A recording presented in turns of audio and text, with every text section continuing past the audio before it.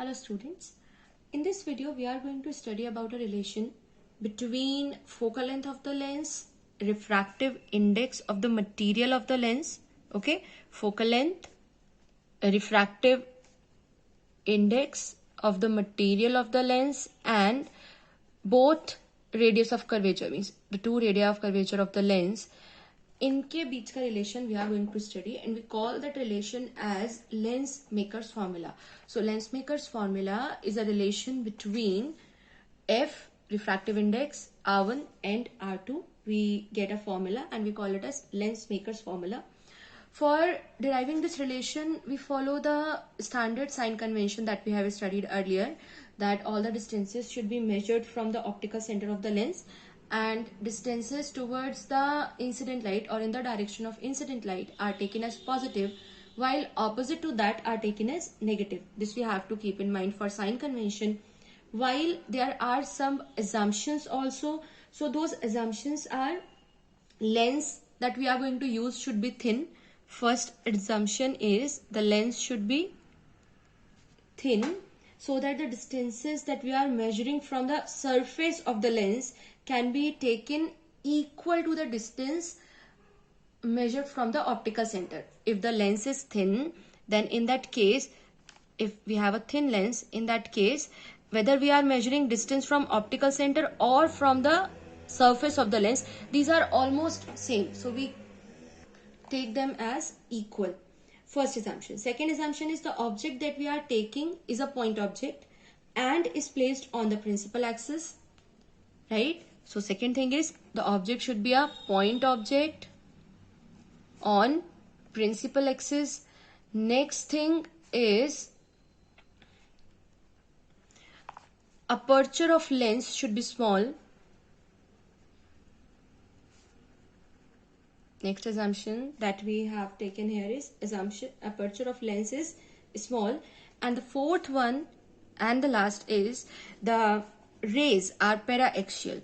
Now paraaxial means these rays make a small angle. Paraaxial means these rays make very small angle with the normal to the lens faces and with the principal axis. So the angle formed by them is very small. Then we call them as the rays are paraaxial. Okay. So these are four assumptions that we are considering here to derive Lensmaker's formula. Now I am going to derive it for convex lens. We can also do it for concave lens in the same manner. Okay. So now I am going to derive Lensmaker's formula for a convex lens, and for that I am going to draw a diagram. So this is the diagram that we are going to use for derive Lensmaker's formula.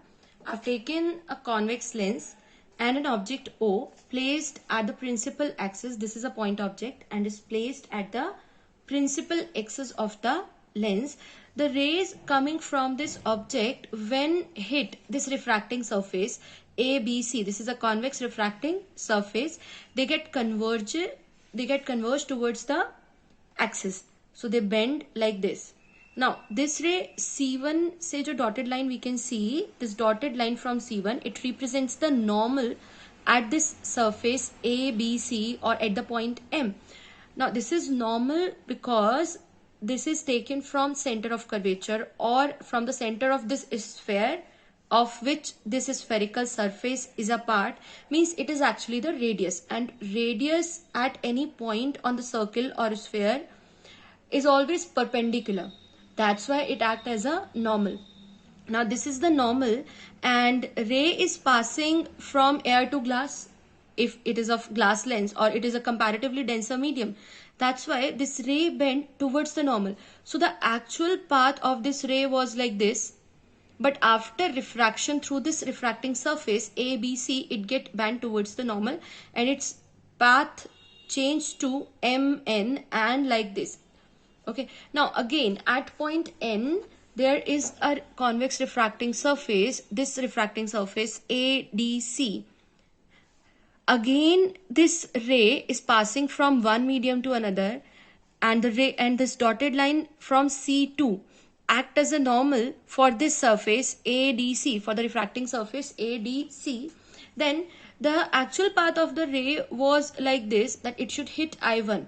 But since it is passing from convex lens, it get converge, or we can say this surface, if it passes from this surface, it is going from denser to rarer medium, it will bend away from the normal. So this is the normal and this is the path of ray.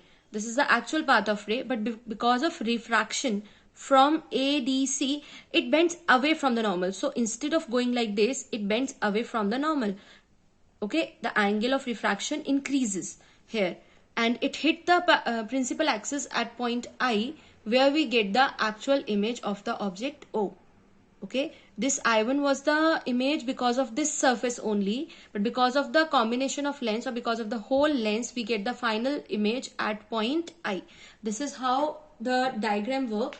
Now for refraction at surface ABC, for this refraction, the first refraction that takes place here, we can write the relation between the object distance U and the image distance V1. For this surface, if we forget that there is no surface like ADC, there is only one surface ABC, then in that case object is at distance U and image is at distance V1. So we can write a relation between the object distance U, image distance V1 and radius of curvature R1.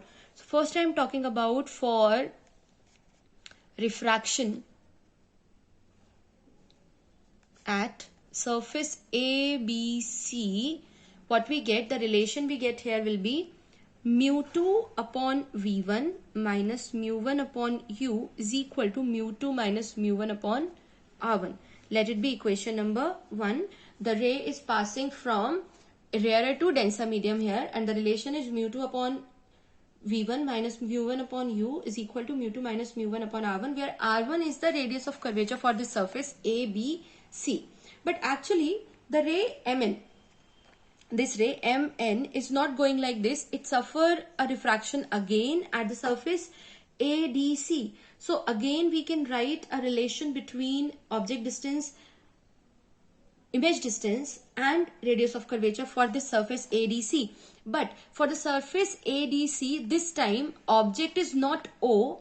This image I1 which we get from this surface will act as an virtual object for this surface ADC. So for the surface, for refraction at ADC, the relation we get will be mu1 upon V minus mu2 upon V1 is equal to mu1 minus mu2 upon R. Now this is because the image that we are getting V, the final image that we are getting is V, but the initial image or the जो हमको virtual image मिला है, that will act as an object. So यहाँ in equation number 1 we use the actual object, so object distance was U. But in the case of surface ADC, the virtual image I1 will act as an object. So instead of object distance, we are going to use this distance of I1 image, that is V1, as the object distance, and the distance of image I, because we are getting final image because of this after this refraction at I. So the image distance in this case will be V. Okay, image distance is V and object distance is V1 because I1 act as object. Radius of curvature in this case is R2, and the formula we get will be mu1 upon V minus mu2 upon V1 is equal to mu1 minus mu2 upon R2. This is equation number 2. These formula we have taken from the relations that we get when refraction occurs from any concave or convex surface. We have these relations, we just pick those relations and substitute the values for this particular case. Now we have equation number 1 and 2. To get Lensmaker formula, we just have to add equation number 1 and 2 and we get, when we add these two equations, we can see the term mu2 upon V1, this term will cancel out and the value we get will be mu1 upon V minus mu1 upon U. So on adding equation number 1 and 2, we get mu1 upon V minus mu2 upon mu1 upon U, this value we get, and on right hand side there will be mu2 minus mu1 upon r1 plus mu1 minus mu2 upon r2. Now we want to take mu2 minus mu1 as common, so हमें यहाँ से minus common लेना पड़ेगा and it will implies mu1 upon v minus mu1 upon u is equal to mu2 minus mu1 into 1 upon r1 minus 1 upon r2, right? Also we can take mu1 common from here and we get the value 1 upon v minus 1 upon u is equal to mu2 minus mu1 upon mu1 into 1 upon r1 minus 1 upon r2. Now if we solve this, we get mu2 upon mu1 minus 1 upon r1 minus 1 upon r2, and we can write mu2 upon mu1 as 1 mu2. This will be 1 mu2 minus 1 upon r1 minus 1 upon r2, and the left hand side is 1 upon v minus 1 upon u. Now if the medium in which lens is placed is air, right? If lens is placed in air,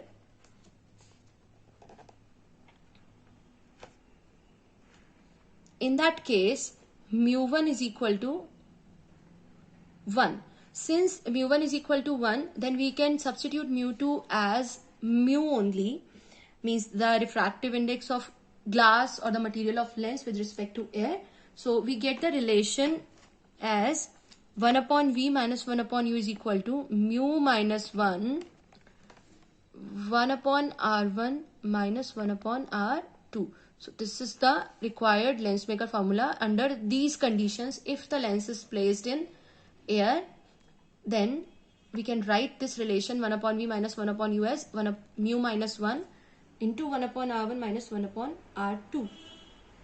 Now there is one more situation. If the object is placed at infinity, means this u is equal to infinity, or here u is equal to infinity, in that case image formed at the focus, right? Because the rays coming parallel to the lens get converged at the focus. So if u is equal to infinity, we get v is equal to f.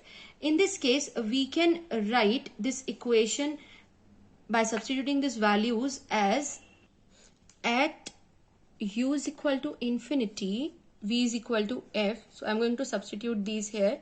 1 upon f minus 1 upon infinity is equal to mu2 minus mu1 minus 1 into 1 upon r1 minus 1 upon r2, or 1 upon f is equal to mu2 upon mu1 minus 1 into 1 upon r1 minus 1 upon r2. Or we can say that if the lens is placed in air, if mu1 is equal to 1 or the medium is air and mu2 is equal to mu, then we can write it as 1 upon f is equal to mu minus 1 upon r1 minus 1 upon r2, and this is the required lens maker's formula, right? So this is the required lens maker's formula, that 1 upon f is equal to mu minus 1 upon r1 minus 1 upon r2. This is for air, if the medium is air, and this one is the general case where mu1 and mu2 can be refractive index of any medium. Okay, this is equation number, we are taking this as equation number 4, and here जो हमने यहाँ पे निकाला था, this is equation number 3rd. So by comparing 3rd and 4th, what we get is 1 upon v minus 1 upon u is equal to 1 upon f, and this is the relation, we call it as thin lens formula. Okay, this is called thin lens formula. Thin lens formula इसलिए because in assumptions we have already mentioned that the lens we have taken is thin. That's why we call it as thin lens formula. So this is lens maker formula for the lens which is placed in air. This is the lens maker formula in general case, and this one is the thin lens formula.